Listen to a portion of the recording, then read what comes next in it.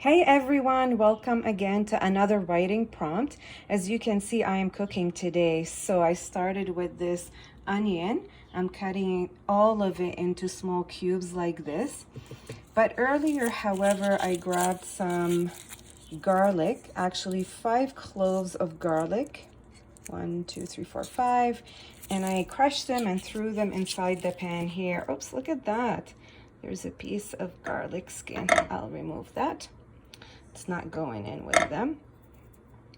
I'm going to be sauteing my garlic with my onions and a few other things. I wonder what they could be.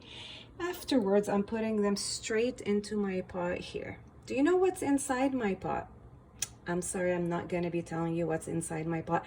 I'm going to leave it up to you to tell me what could be inside my pot and why am I going to be adding garlic and onions and a few other things in there. Please write me a short story about either the process that I'm doing here or what's inside my pot. I'd love to hear from you. Please share it with me down below or with somebody you love. Take care, guys. See you next time.